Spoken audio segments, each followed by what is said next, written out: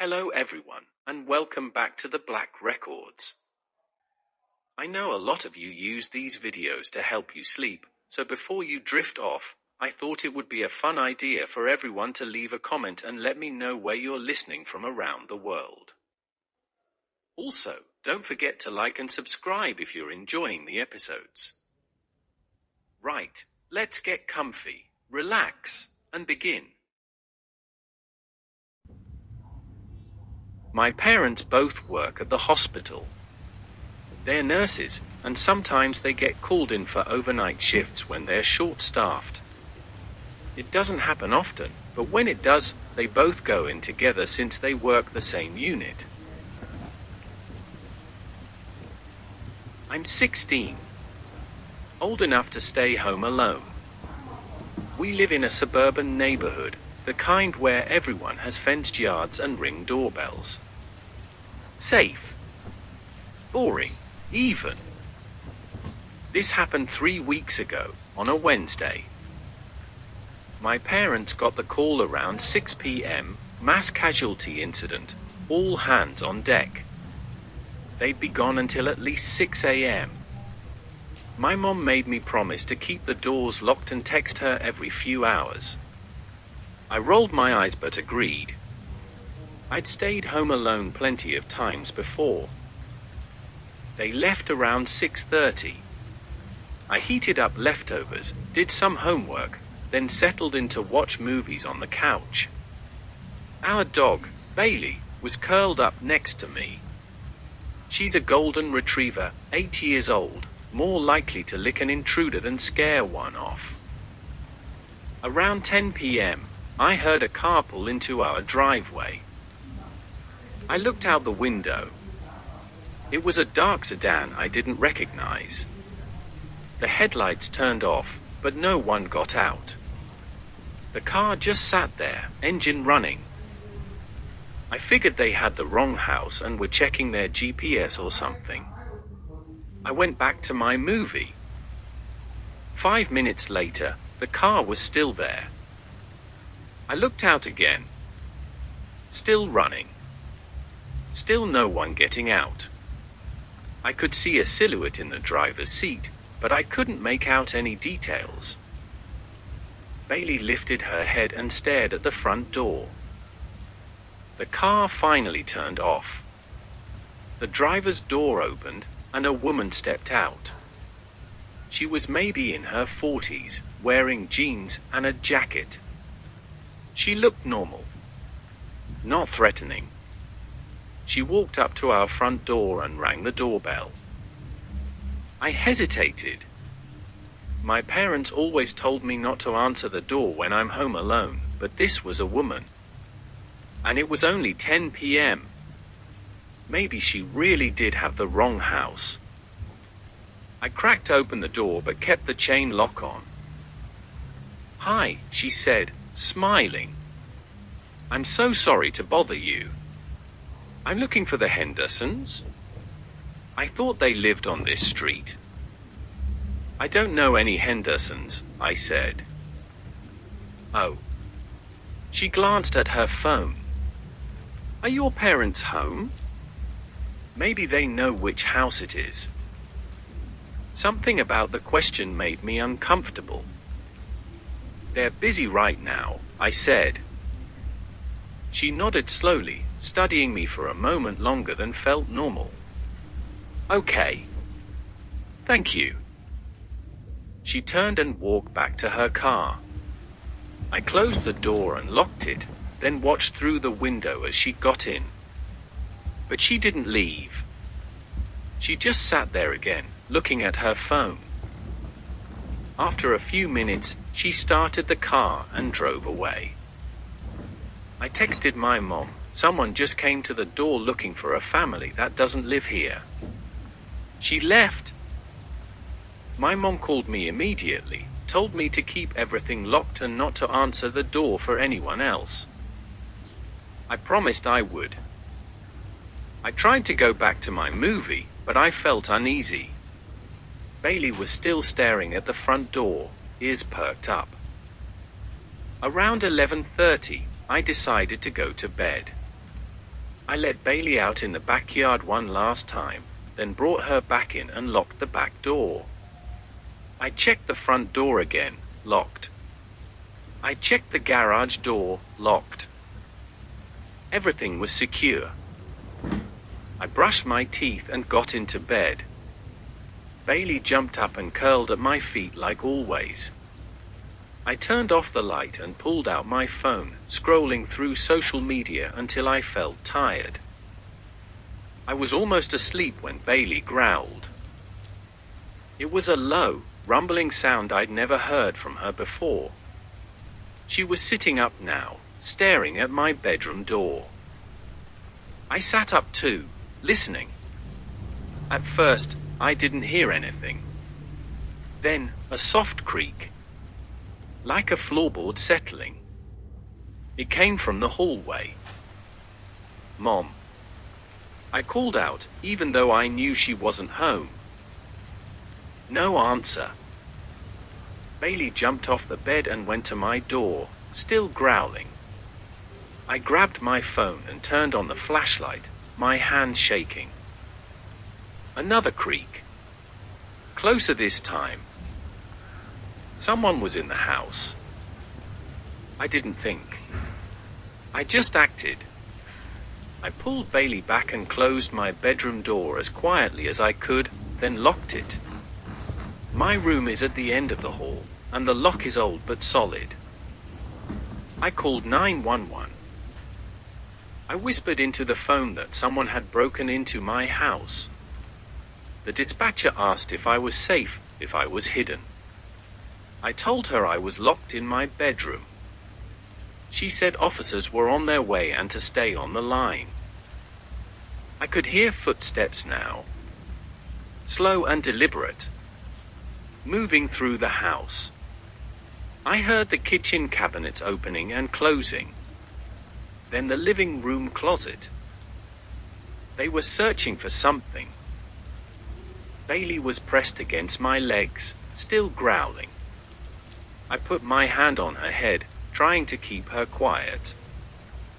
The footsteps came down the hallway. I heard my parents' bedroom door open. Heard someone moving around in there. Then the guest bathroom. They were getting closer. The footsteps stopped outside my door. I held my breath. The dispatcher was saying something, but I wasn't listening. I was staring at the door handle, waiting for it to turn. Nothing happened for what felt like an entire minute. Then the handle began to turn. Slowly. Testing the lock. Bailey's growling got louder. I clamped my hand gently around her muzzle. The handle stopped. There was silence on the other side of the door. Just breathing. Waiting. Then I heard it, sirens in the distance, getting louder. Immediately, rapid footsteps ran back down the hallway, through the house. The back door slammed. I stayed frozen, listening to the sirens get closer and closer until they were right outside. I heard car doors, voices, someone pounding on the front door and announcing themselves as police. I unlocked my bedroom door and ran to let them in, Bailey right behind me. There were 4 officers. They searched the entire house, every room, every closet, the garage, the backyard. The back door was wide open. They found marks on the lock, like someone had used a tool to jimmy it open. My parents got home 20 minutes later. My mom had left the hospital the second the police called her. She held me while I cried and told her everything. The police checked our security camera footage. We only have one, facing the front door. It showed the woman coming to the door at 10 p.m., just like I'd said. But it also showed her coming back at 11:20, after I'd gone to bed. She'd walked around the side of the house toward the back door. The The camera didn't capture her face clearly, she'd kept her head down. The license plate on her car was obscured with mud. They searched the neighborhood but didn't find her. They told us she'd probably been watching the house, waiting to see if I was alone. They said I did everything right by locking my door and calling immediately. But they never caught her. My parents didn't go back to work for a week. When they finally did, my aunt came to stay with me. I haven't been home alone at night since. I installed a better lock on my bedroom door. I keep a baseball bat next to my bed now. Bailey sleeps with me every night, and at the slightest sound, she's on alert. But I can't stop thinking about those footsteps in the hallway. How methodical they were. How the person had gone through every room, opening every door, checking every space. Looking for me. The police said there were 2 other incidents in towns nearby over the past few months. Homes with teenagers left alone. Someone knocking first to confirm they were there, then breaking in later that night. In both cases, the teens had hidden and called 911. The intruder fled before the police arrived. But the police told my parents something they didn't tell me until later. In one of those houses, they found something after the break-in. In the teen's bedroom, under the bed, there were zip ties and duct tape. The intruder had dropped them when they heard the sirens. My parents didn't want to scare me, but I overheard them talking about it one night. That's when I realized how close I'd come. I still live here. My parents haven't left me alone overnight since, and they say they won't until I leave for college. I'm okay with that. Because sometimes, late at night, I think about those footsteps in the hallway. How patient they were. How they'd stopped right outside my door. And I think about the fact that she knew exactly which room was mine. Like she'd been watching our house long before that night. Figuring out which window had the light on latest. Which room I disappeared into before everything went dark.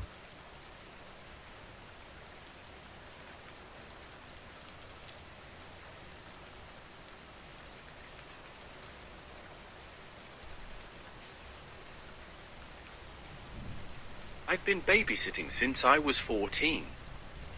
Now I'm 17, and I've watched dozens of kids in my neighborhood. It's easy money, and most parents are only gone for a few hours, dinner, a movie, nothing major. The Costellis hired me for the first time 2 months ago. They have one kid, a 6-year-old boy named Michael. Sweet kid, easy to put to bed. They told me they had a work event downtown and would be back by midnight. That night started normally. I arrived at 6 p.m.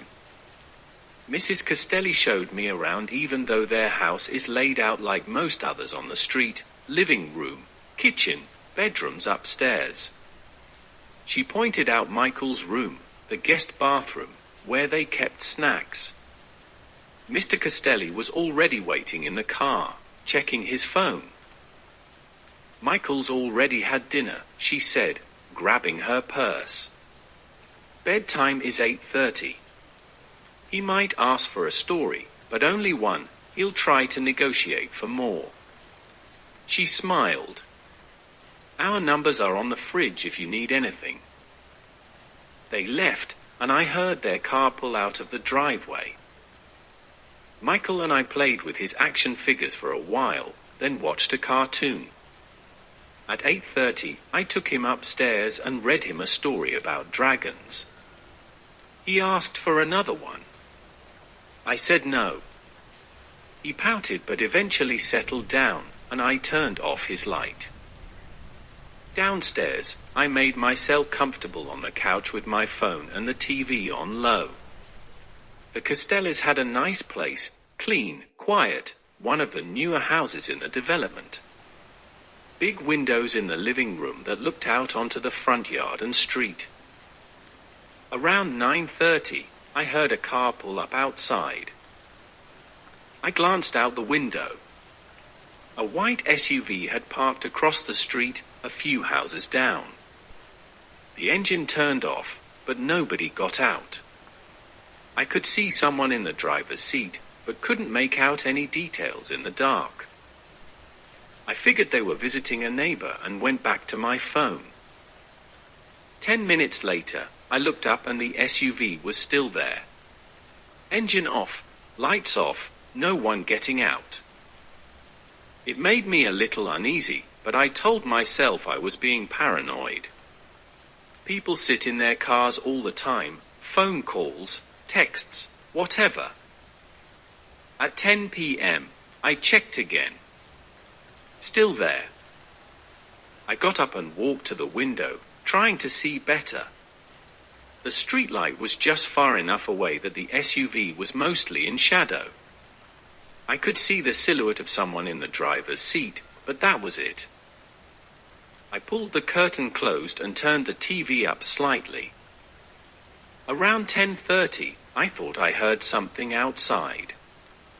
A soft scraping sound, like footsteps on the driveway. I muted the TV and listened. Nothing. Just the hum of the refrigerator and the occasional creak of the house settling. I checked the front door. Locked. I looked out the window again, pulling the curtain back just an inch. The SUV was gone. I felt relieved and stupid at the same time. See? Nothing to worry about. I sat back down, but I couldn't focus on the TV anymore. I kept glancing at the windows, at the front door. The house suddenly felt too big, too quiet. At 11 p.m., I heard it again. That scraping sound. This time it was clearer, closer. Like someone walking on gravel. I stood up and went to the window. The front yard was empty. The street was empty. No cars, no people, nothing. But the sound had been real. I was sure of it. I walked to the kitchen and checked the back door. Locked. I looked out the window over the sink. The backyard was dark except for a motion light on the neighbor's garage, but it wasn't on. I went back to the living room and tried to calm down.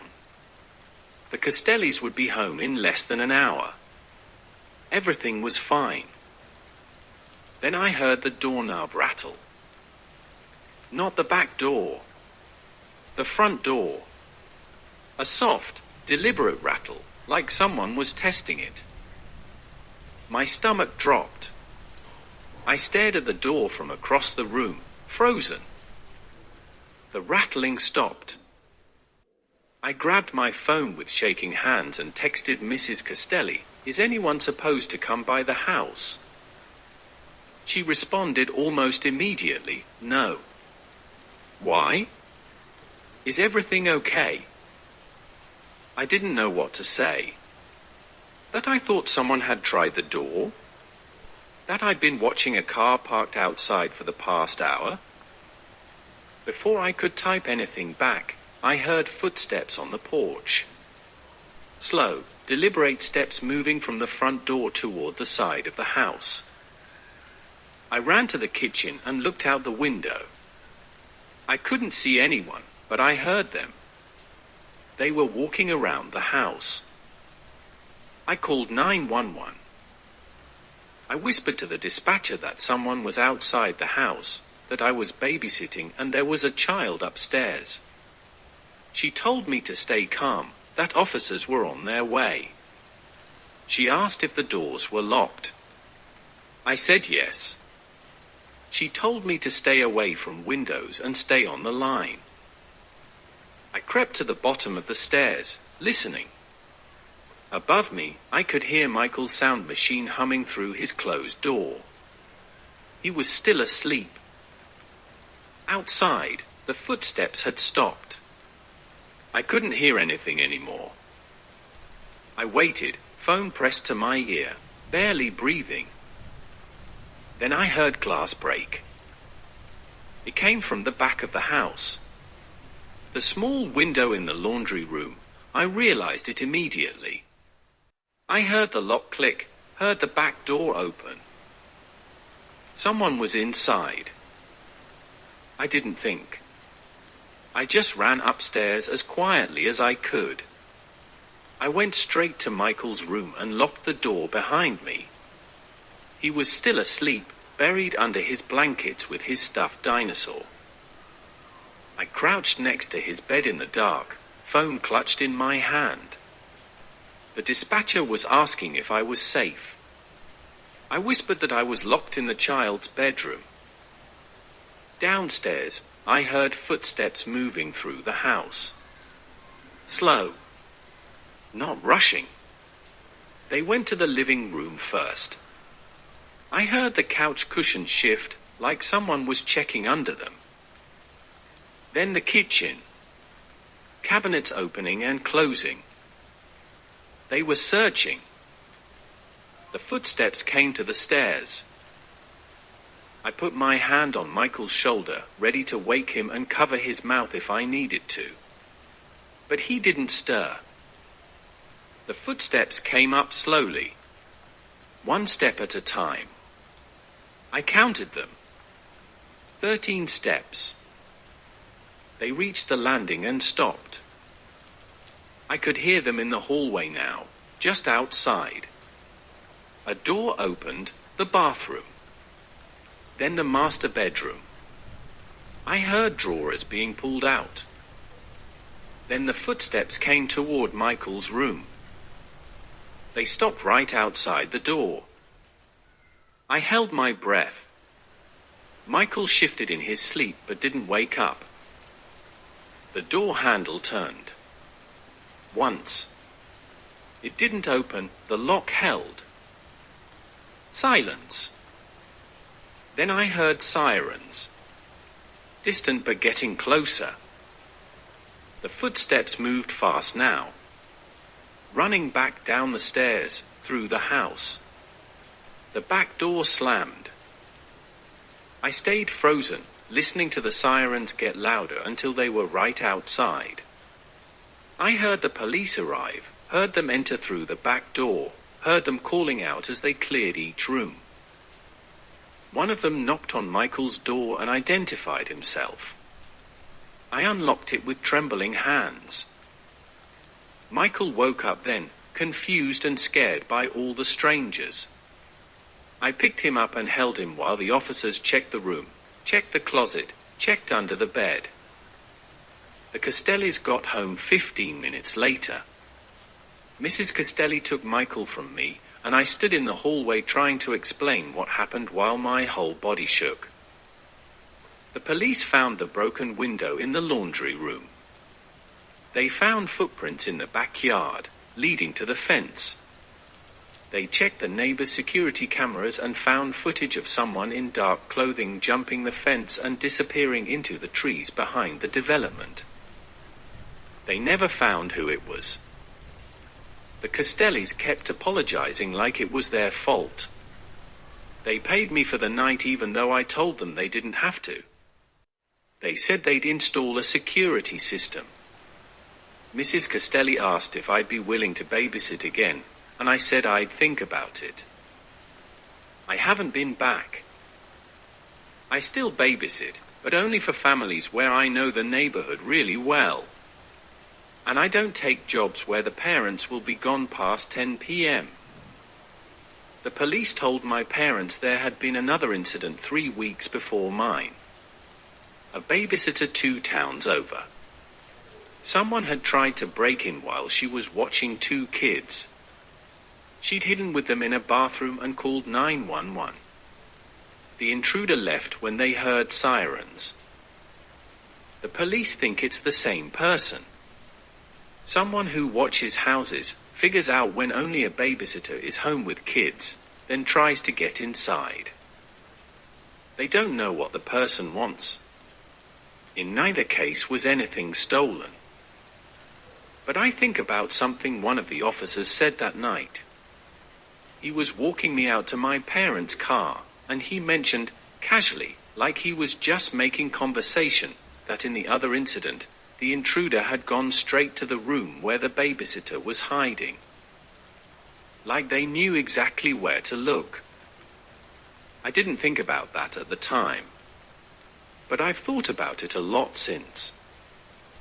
Because when I heard those footsteps in the hallway, when they stopped outside Michael's door, they didn't try any other doors first. They came straight to his room. The room where I was. Like they already knew.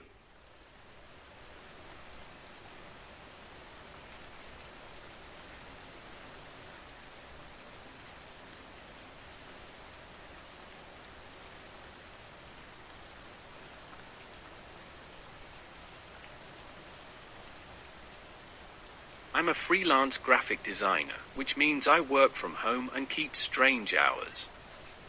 My husband travels for work. He's gone 3 or 4 days a week, sometimes more. We've been married for 6 years, and I'm used to being alone in the house.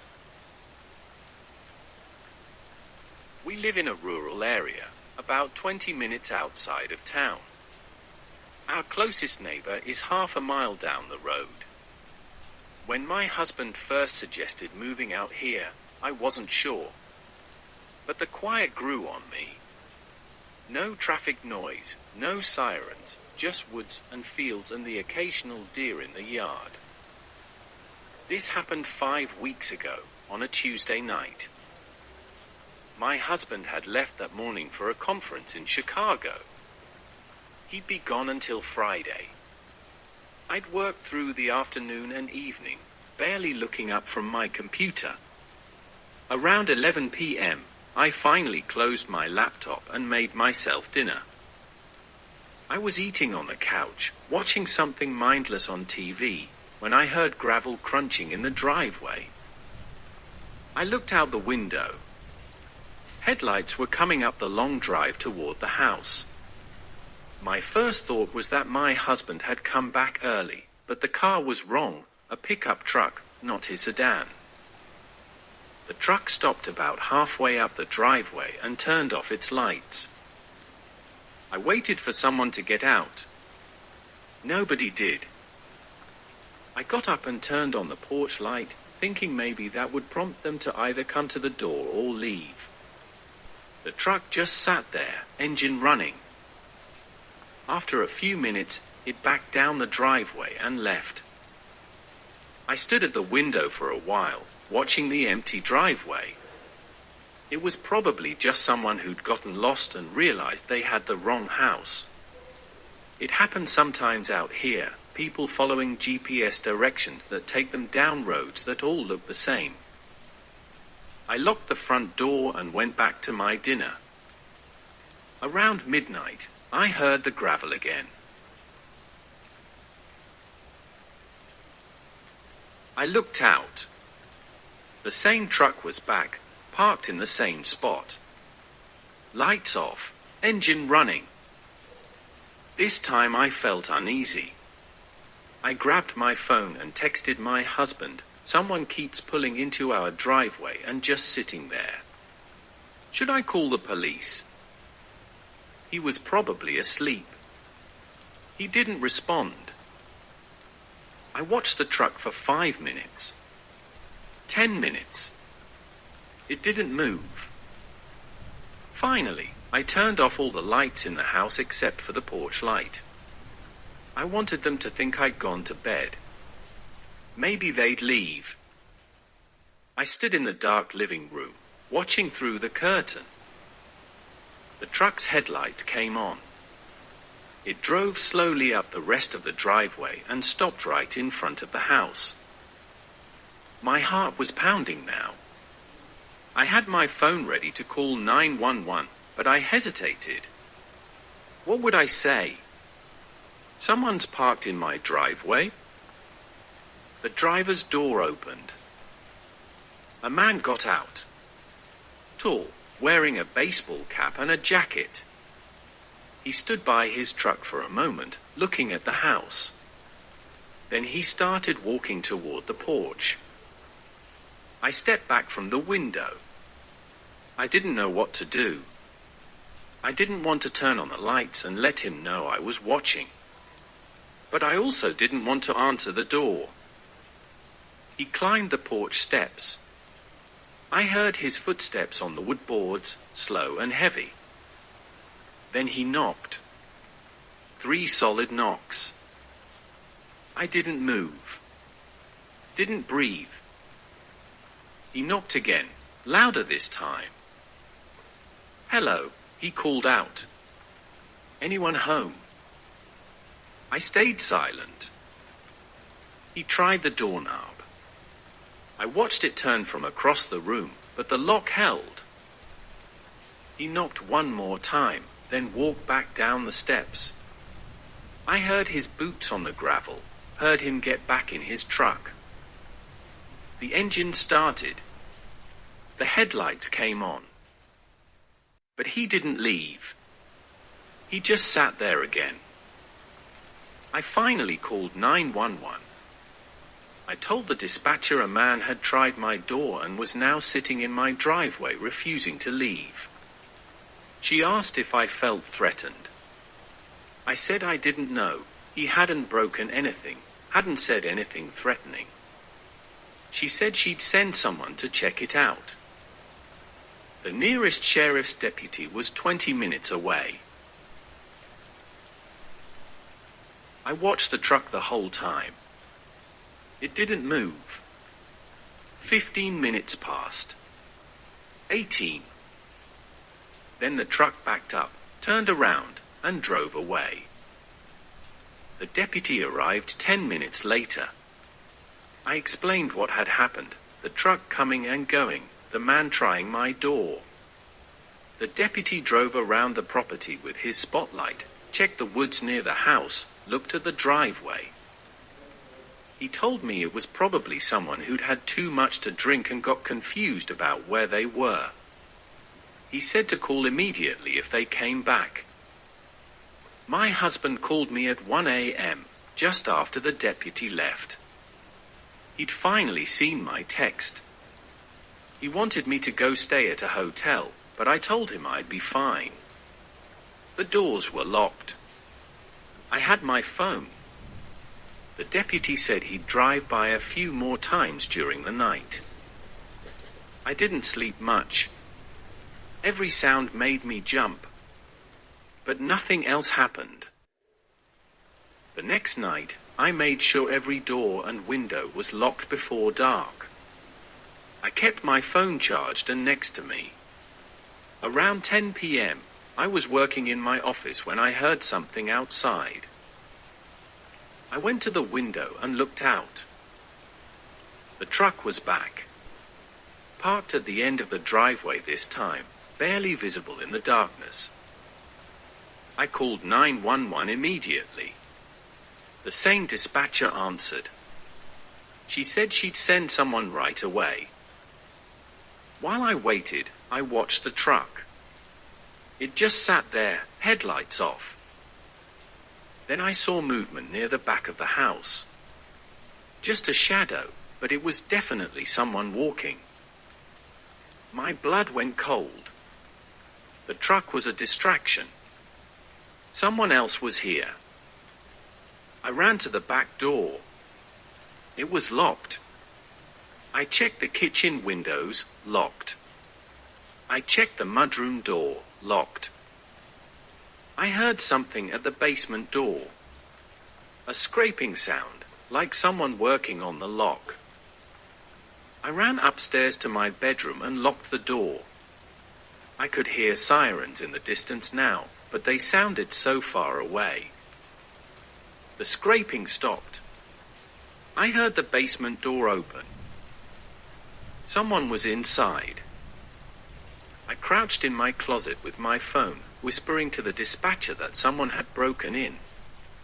She told me to stay hidden, that help was almost there. I heard footsteps downstairs. Slow and methodical, moving through the house. I heard them in the kitchen. Then the living room. Then on the stairs. I pressed myself into the back corner of the closet, behind my hanging clothes. My phone was on silent, but the screen was glowing. I cupped my hand over it. The footsteps reached the top of the stairs. They moved down the hallway. I heard my office door open. Then the guest room. They stopped outside my bedroom door. The handle turned. The door didn't open, the lock held. Then I heard a voice. Muffled, like they were on the phone. She's not down there. Yeah, I checked everywhere. Maybe she left. My entire body went rigid. They were looking for me specifically. They knew I was supposed to be here. Then I heard the sirens, loud now, right outside. Shit, the voice said. Footsteps ran back down the stairs, fast this time. I heard the basement door slam. The police arrived, 2 deputies this time. They searched the whole house. They found the basement door open, the lock broken. They found footprints in the dirt outside. They went into the woods with flashlights but didn't find anyone. The truck at the end of the driveway was gone. One deputy stayed with me while the other drove around the area. My husband was already booking a flight home. He'd be back by morning. The deputy asked me questions while we waited. Had I noticed anyone following me recently? Any strange encounters in town? Anyone who might know my husband's travel schedule? I couldn't think of anyone. Then he asked about our security system. We didn't have one. He asked if we had cameras. Just the doorbell camera my husband installed last month, I said. The deputy's expression changed. Can I see the footage? We pulled it up on my phone. The app showed the last week of recordings. We scrolled to tonight, to the moment the man had come to the door. The deputy watched it twice. Then he asked, "Do you know this person?" I looked closer at the paused image. The man's face was partially visible under the porch light. My stomach dropped. It was Marcus, my husband's business partner. I must have made a sound because the deputy asked if I was okay. That's my husband's colleague," I whispered. "They work together. He's been to our house for dinner." The deputy's jaw tightened. He asked for my husband's number. It took them 3 hours to piece it together. Marcus and my husband had been having problems with their business. Money problems. My husband had a life insurance policy. A big one. Marcus had convinced him it was just a scare, just enough to make me afraid, to make me want to move back to the city where we'd be safer. Where the insurance policy might need to become adjusted. But Marcus had his own plans. My husband swears he didn't know Marcus would actually go through with it. He swears he thought it was just talk. They arrested Marcus before dawn. They arrested my husband 3 days later. I moved out 2 weeks ago. I'm staying with my sister now, in an apartment in the city. The divorce papers are filed. I'm not going back to that house. But sometimes, late at night, I think about that voice in the hallway. How casual it sounded. How they'd searched every room looking for me. And I think about all the nights I'd been alone in that house, thinking I was safe, never knowing my husband had given someone else a key.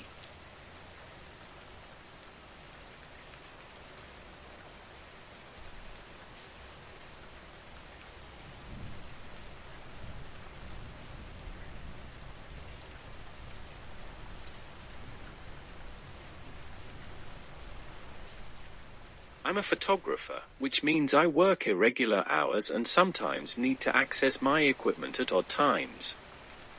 I rent a storage unit across town where I keep my extra gear, backdrops, lighting equipment, props, things I don't use every day but can't afford to replace. The facility is one of those big outdoor complexes with rows and rows of units, all identical orange doors with rolling locks. It's open 24/7 with a key card for access. I've had a unit there for 3 years. This happened 2 weeks ago, on a Thursday night. I'd been hired to shoot a wedding that weekend and realized I'd left my good telephoto lens in storage. It was almost 11 p.m. when I remembered, but I needed it for the morning test shots. The facility was on my way home from the gym, so I decided to just grab it. I pulled into the parking lot around 11:20. My car was the only one there except for a van parked near the office, but that wasn't unusual. People came and went at all hours. I swiped my key card at the gate and walked down the main road toward my unit. The facility is well lit, but it's also completely silent at night. Just buzzing fluorescent lights and the sound of your own footsteps on concrete. My unit is in the back corner, row F. I had to walk past about 40 other units to get there. As I turned down row F, I noticed one of the units was open. Not mine, 3 doors down from mine.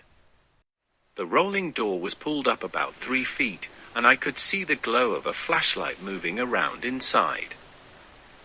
I slowed down. It wasn't unusual for people to be accessing their units at night, but something felt off about it. The way the flashlight was moving, quick, searching, not like someone who knew where things were. I kept walking toward my unit, trying not to stare. As I passed the open unit, I glanced inside.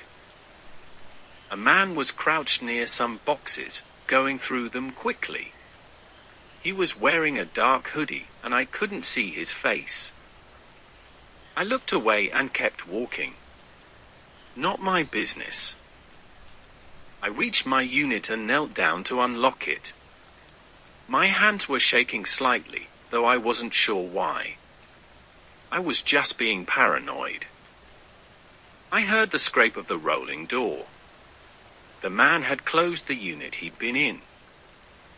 I got my lock open and lifted my door, trying to move quickly.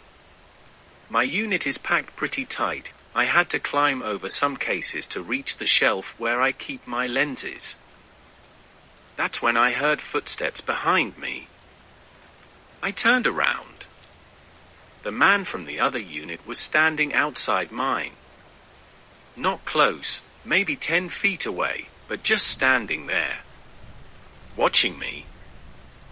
"Hey," I said, trying to sound casual. "How's it going?" He didn't respond. Didn't move. The hood was still up, and in the harsh fluorescent light I couldn't make out his features clearly. But I could see his hands. They were empty, hanging at his sides. "You need something?" I asked. Still nothing. My heart started pounding. Something was very wrong. I grabbed the first case I could reach, not even the right lens, just something to hold, and back toward the opening of my unit. "I'm just heading out," I said, keeping my voice steady.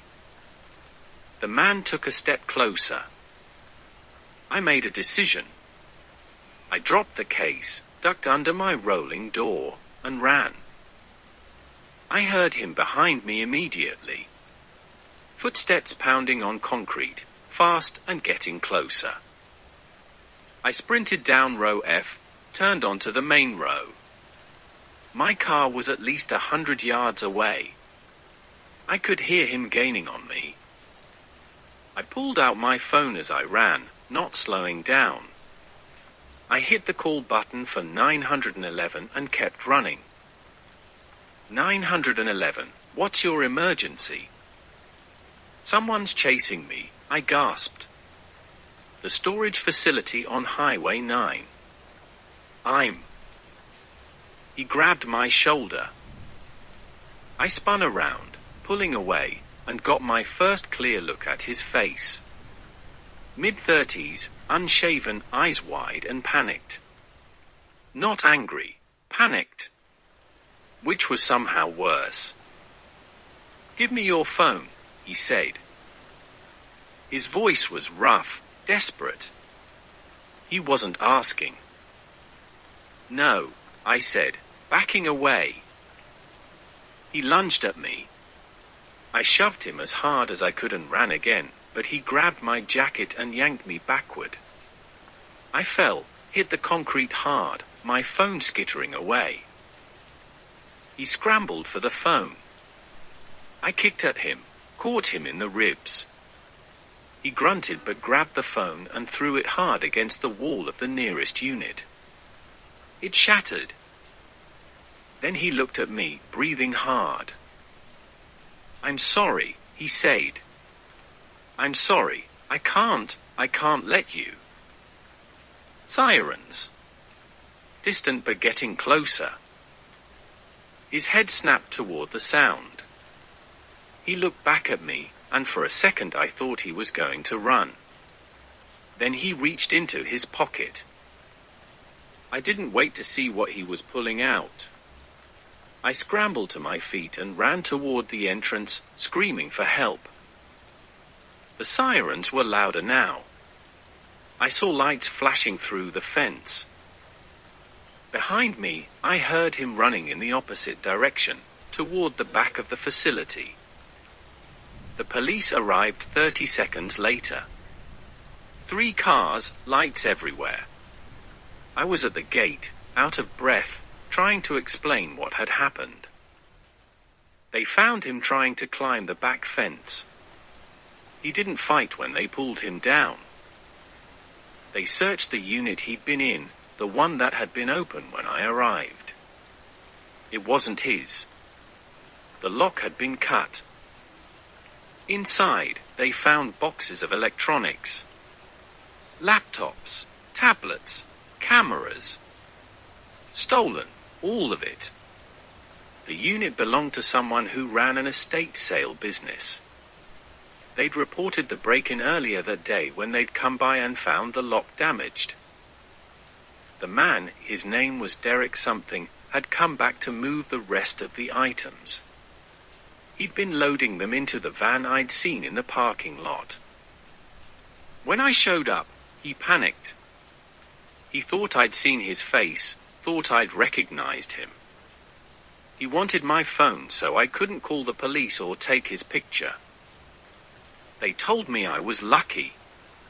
When they searched him, they found a knife in his pocket. That was the thing he'd been reaching for. I gave my statement at the police station.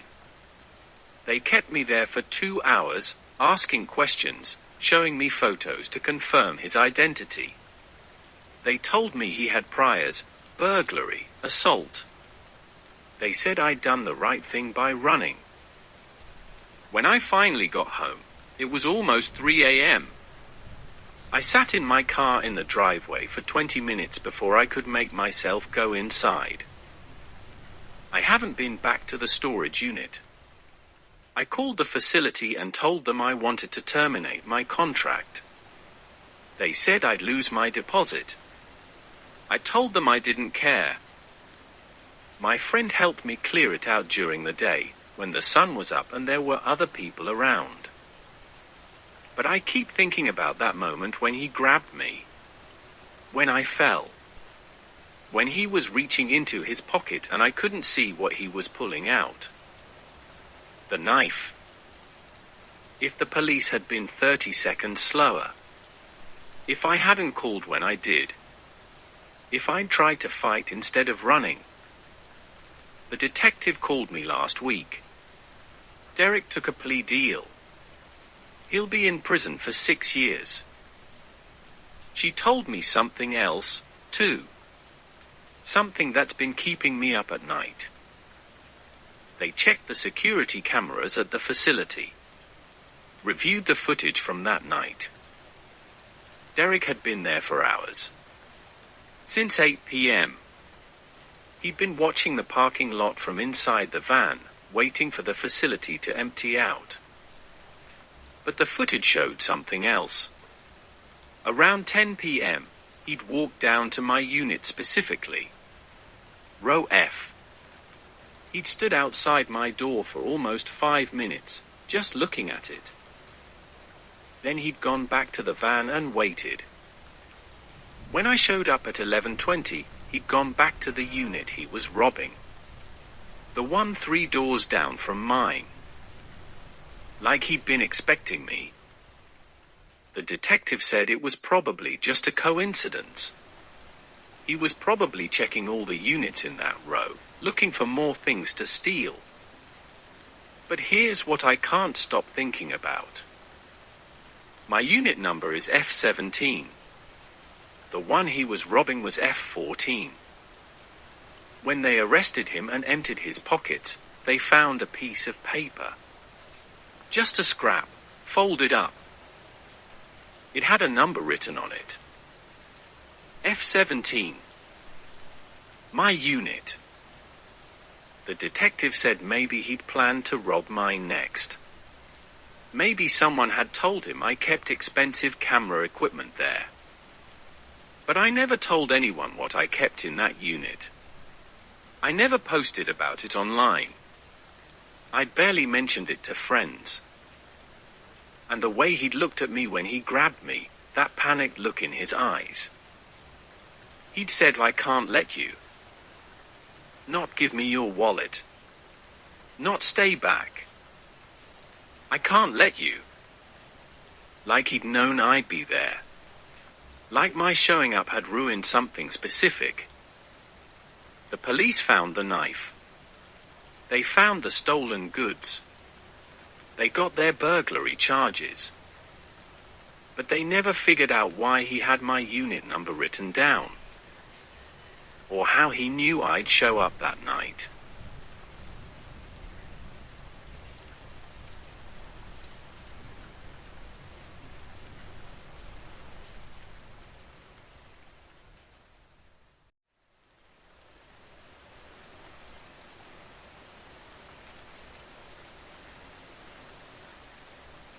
I work downtown as an accountant. Standard 9-to-5 job, except during tax season when 9 to 5 becomes 9 to midnight. My office building shares a parking garage with 3 other buildings, one of those massive concrete structures with 8 levels and terrible lighting. I'd stayed late finishing a client's return that was due the next morning. By the time I packed up, it was almost 11 p.m. The office was empty. I took the elevator down to the lobby, then walked through the connector tunnel to the parking garage. The garage was nearly empty at that hour. My car was on level 5, and I'd parked in my usual spot near the stairwell. I don't like parking near the elevators, too many people passing by. I took the stairs up, my footsteps echoing off the concrete walls. When I pushed through the door to level 5, I immediately noticed something was off. There was a car parked next to mine. A grey SUV backed into the space. That spot had been empty when I'd arrived that morning. I was sure of it. I slowed down, watching the SUV as I approached. The windows were tinted, and I couldn't see if anyone was inside. The engine wasn't running. I reached my car and unlocked it quickly, keeping the SUV in my peripheral vision. I got in, locked the doors, and started the engine. That's when the SUV's headlights turned on. Not the engine. Just the lights, pointed directly at my car. My heart started beating faster. I put my car in reverse and began backing out. The SUV didn't move. Just sat there with its lights on, watching. I shifted into drive and headed toward the exit ramp. In my rearview mirror, I saw the SUV pull out and follow me. I took the ramp down to level 4. The SUV followed. Level 3. Still following. I told myself they were just leaving too. Coincidence. But my hands were gripping the steering wheel too tight, and my breath was coming faster. Level 2. The SUV maintained the same distance behind me, about 20 feet back. When I reached level 1, I didn't head toward the exit. Instead, I turned and went back up the ramp. The SUV turned too. That confirmed it. They weren't leaving. They were following me. I drove back up to level 3 and pulled into a spot near the elevator, my car facing out. I left the engine running and watched my mirrors. The SUV stopped at the top of the ramp. Just sat there, blocking the way down. We stayed like that for maybe 30 seconds. Then the SUV started moving again, slowly driving toward me. I reversed out and drove to the next level. The SUV followed. This went on for what felt like forever but was probably only 5 minutes. I'd drive to a level, pull into a spot, and the SUV would follow. I'd move to another level, and it would follow again. I couldn't get to the exit. Every time I tried to head down, the SUV would position itself to block the ramp. Finally, I pulled out my phone and called 911. I told the dispatcher I was being followed in a parking garage, that someone was blocking me from leaving. She asked for the address. I gave it to her. She said officers were on their way. The SUV was on level 4 now, parked perpendicular across the down ramp, trapping me on the upper levels. I stayed on level 5, engine running, doors locked, watching the ramp. After a few minutes, I saw the SUV's reverse lights come on. It backed up and disappeared down the ramp. I waited, not trusting it. My phone was in my hand, the dispatcher still on the line. Then I heard it. An engine, coming up the ramp. But it was louder than the SUV had been. A police cruiser appeared, lights flashing. I nearly cried with relief. The officer got out and approached my car. I rolled down my window and explained everything, the SUV next to my car, the following, the blocking. He asked what the SUV looked like. I described it as best I could. Grey, mid-size, tinted windows. I hadn't gotten the plate number. He radioed for another unit, then told me to follow him down. He'd escort me out. We drove down level by level. The SUV was gone. We checked every level, nothing. At the exit, the officer asked if I wanted to file a report. I said yes. We pulled into the building's loading area, and I gave my statement while sitting in my car. The officer told me they'd review the garage security footage. He took my contact information and said someone would follow up. Before he left, he asked if I'd noticed anyone watching me lately, following me to my car after work. Anything unusual? I said no. But even as I said it, I wasn't sure. I'd been working such long hours that I barely noticed anything beyond my computer screen and the walk to my car.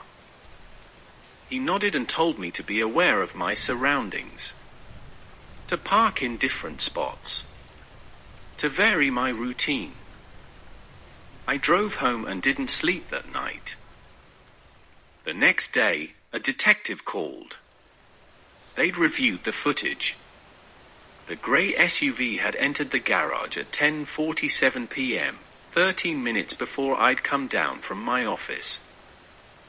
It had driven directly to level 5 and parked next to my car. Then it had waited. The footage showed everything I described, the following, the blocking, the SUV finally leaving when the police arrived. But they couldn't get a clear shot of the license plate. The angle was wrong, and the driver had positioned the vehicle to avoid the cameras. They couldn't see who was driving either. The person never got out. The detective asked the same question the officer had. Had I noticed anyone following me? Any threatening interactions? I said no. He told me to call immediately if I saw the SUV again. That was 4 days ago. I haven't parked in that garage since. I'm paying for a spot in a different garage 2 blocks away. It costs twice as much, but it has better lighting and security guards.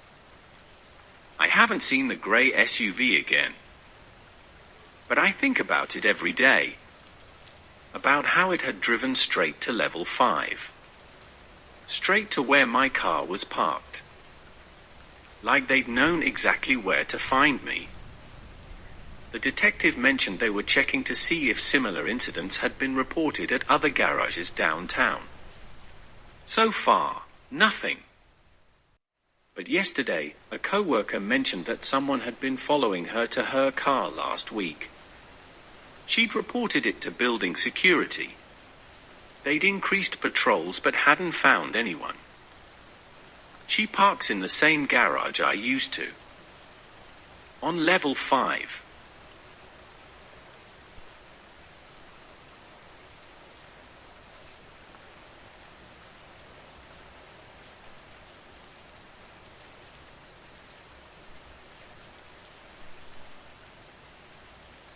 I'm a long-haul truck driver. I've been doing this for 12 years, driving through the night while most people sleep. You get used to the darkness, the empty highways, the strange peace of being alone with your thoughts and the radio. I live in a small apartment in Pennsylvania, but I'm rarely there. Most weeks I'm on the road, delivering freight across the eastern seaboard. It's solitary work, but I like it that way. This happened 3 weeks ago, on a Sunday night. I'd just finished a delivery in Virginia and was heading back north on I-81. It was around 2 a.m., and the highway was nearly empty. Just me and the occasional car passing in the opposite direction. I'd been driving for about an hour when I noticed headlights behind me. Far back, but maintaining the same distance. I didn't think much of it, plenty of people drive at night. But after 20 minutes, the car was still there. Same distance. Never getting closer, never falling back. I changed lanes. The car changed lanes. I slowed down a bit. The car slowed down. I told myself I was being paranoid. It was a straight highway. Of course, they were going the same direction. At the next exit, I pulled off to get gas. I watched in my mirror as the car, a dark sedan, drove past on the highway. I filled up, used the restroom, grabbed a coffee. The gas station was one of those bright, lonely places that feels like the only spot of light for miles. The attendant was half asleep behind bulletproof glass. I got back on the highway and continued north. 15 minutes later, the headlights were behind me again. My hands tightened on the wheel. That wasn't a coincidence. They'd waited for me, or gotten off at the next exit and doubled back. I tried speeding up. The car sped up. I tried slowing down. The car slowed down. For the next hour, they followed me. Never closer than 100 yards, never farther than 200. Just there, constant, like a shadow.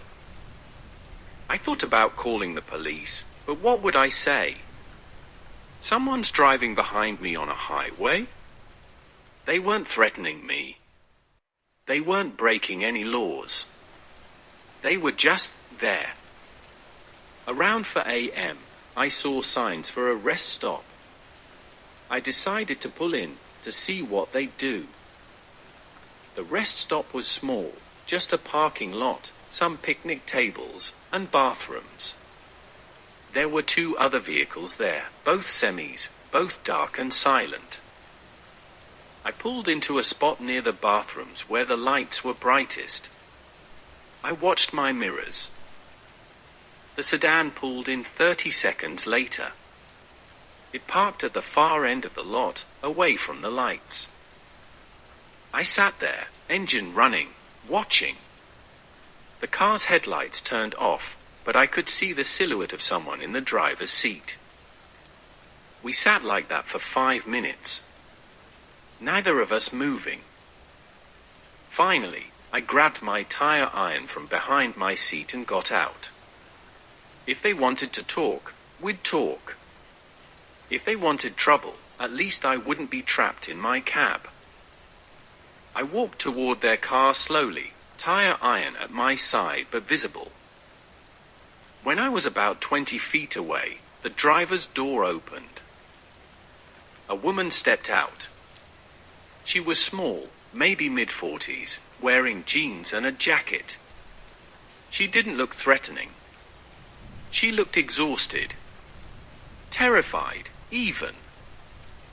I stopped walking and waited. She stood by her car door, gripping it like a lifeline, and I could see her trying to form words. When she finally spoke, her voice was quiet and strained. She'd been followed, she said. Since Tennessee. A white pickup. Every time she stopped, it stopped. She was afraid to be alone.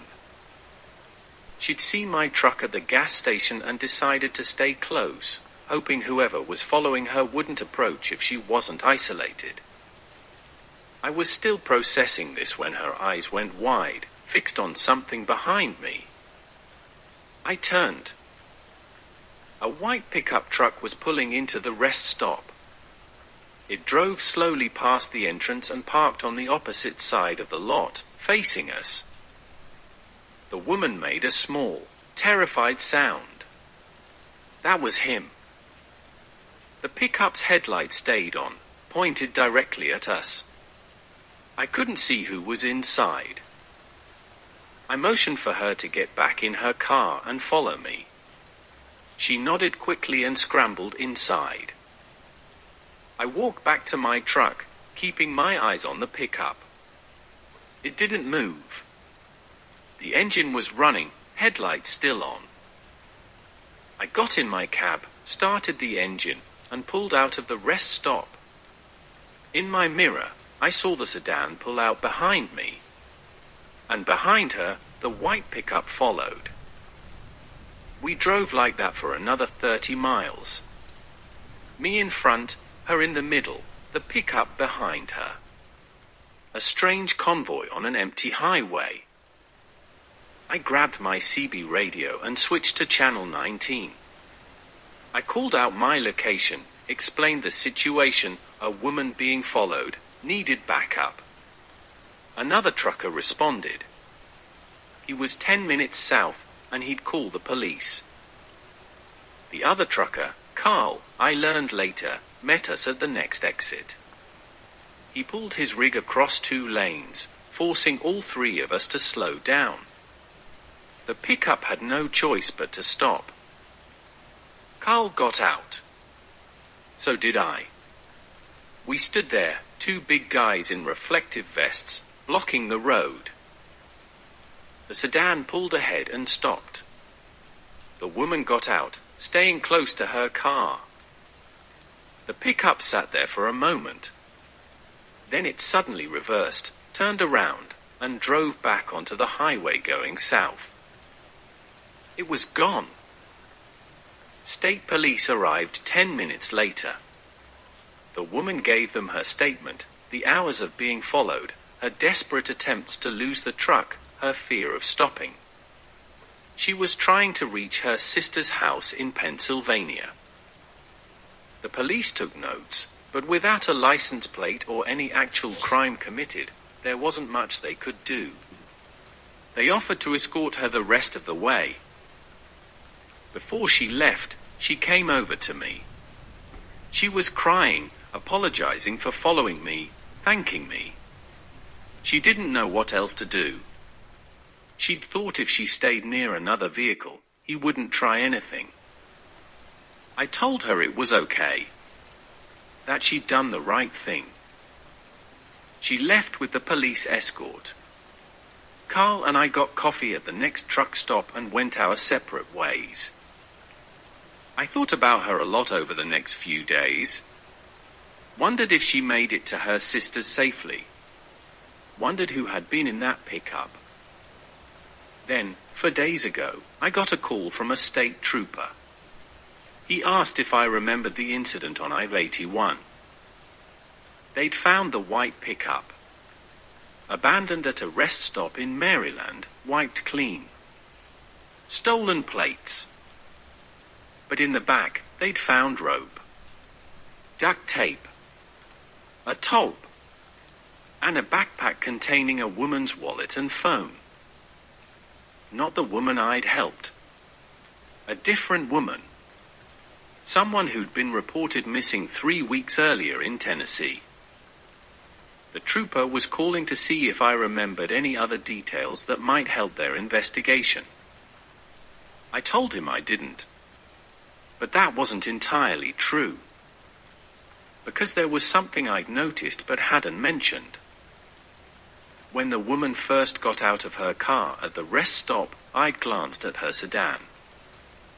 The rear window had been shattered. Not obviously, but there was a hole, covered with plastic and tape.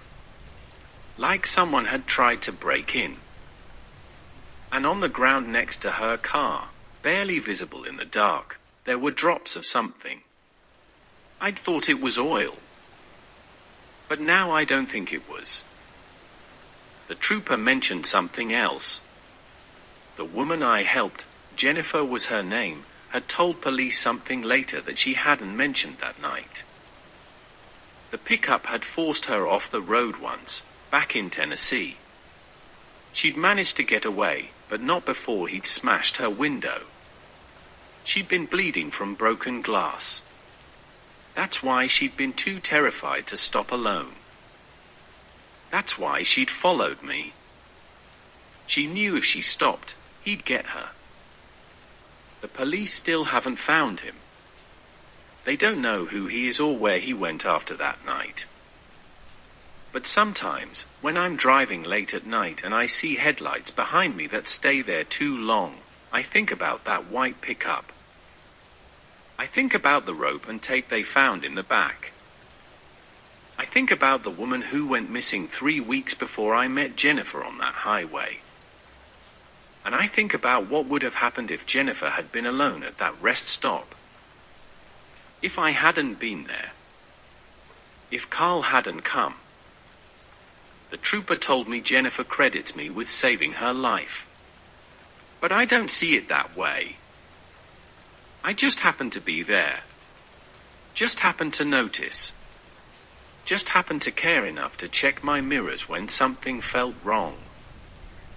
And I wonder how many other people are out there right now, driving alone in the dark, with headlights following them that won't go away.